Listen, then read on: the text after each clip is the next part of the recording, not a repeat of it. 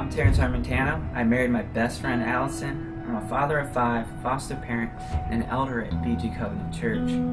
2 months ago, I was completely paralyzed and on the verge of death. It all started with a simple case of strep throat, but by the end of the week, I could barely remember my wife's name, so I drove myself to the hospital. I have no memory of this drive or anything for the following 2 weeks.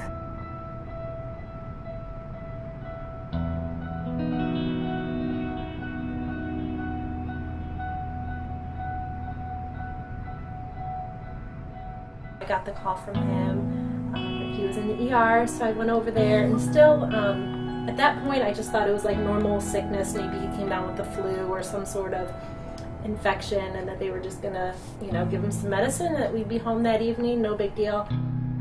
He was at an elders meeting on Tuesday, making no sense at all. Things just didn't seem like a normal sickness anymore. He was trying so hard to think of who I was, and like he kind of knew that he was supposed to know me, but he didn't.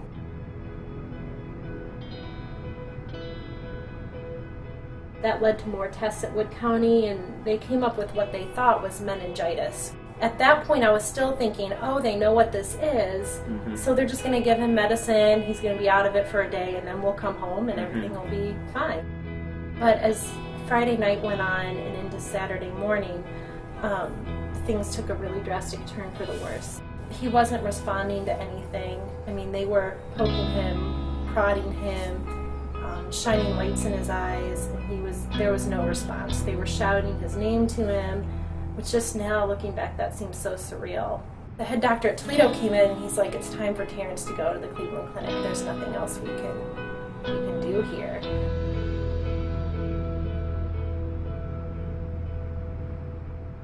And they still really didn't know what was going on. They were saying it wasn't meningitis, that it was some sort of spinal infection, and and that started our journey at Cleveland. My good friend Veronica drove me there because I was an absolute mess, of course, just crying and confused and scared.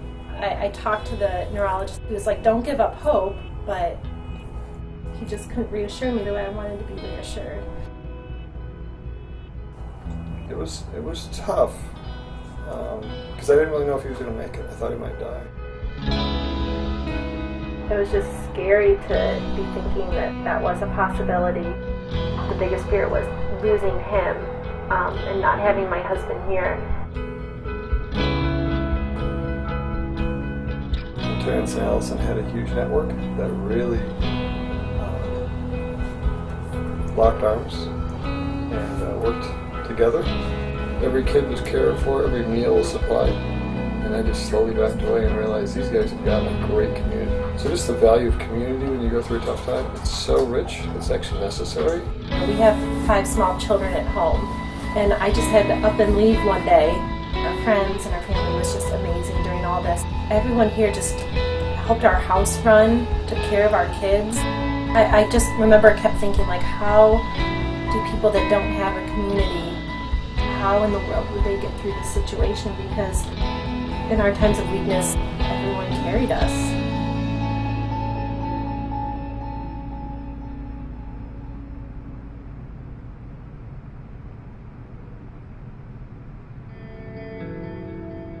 It's kind of like lights came on, God woke me up.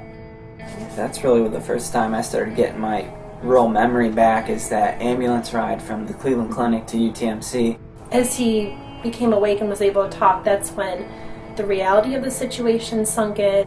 When I woke up, I was paralyzed. And I remember I told him, I was like, well, you can't move your legs, and your arms aren't really working now, and just having to explain to him and not knowing how he was going to respond. It just amazed me in this time of physical weakness for him, just how spiritually strong he still was. It was a long journey. It was a long journey. It's kind of just thinking, okay, it went away really quick, and at that time I was thinking, it'll come back really quick. The days would pass, and there still wasn't movement in his legs. Morning times would be the saddest time, because when you wake up, you're kind of hoping, like, oh, maybe my legs will kick on today and work. And you wake up and, oh, they're still stuck. And I just remember the day that I came in, And the doctor was like, Terence has a new trick to show you. And I was like running to see him. The physical therapists were there just ecstatic when they saw that I could actually move my leg. I went from being completely bedridden to a wheelchair to a walker. Now I can use a cane to walk around. God knows what He's doing even when things in life don't make sense.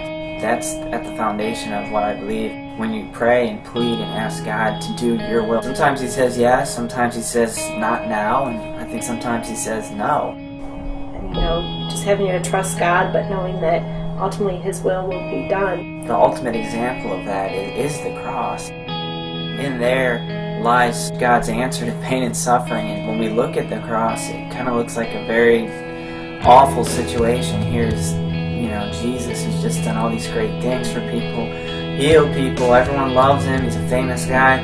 Now all of a sudden He's being beaten, flogged, mocked, murdered by people He loves. When we ask questions about pain and suffering and want the questions why this, why that, as Christians we can look at the cross and be like, ultimately God did that for us. He went through pain and suffering. He went through all that to redeem, restore, save us.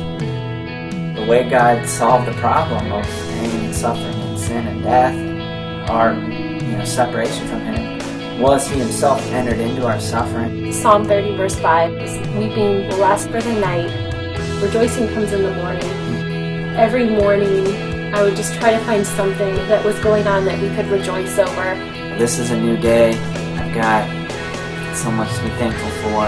There's a lot of stuff that happens that's bad, but let us rejoice and be glad. This life is temporary. The Bible says it's like a vapor. There's lots of great things that happen in this life, things to hold on to, but if you truly have eternity as your spectrum, that's long.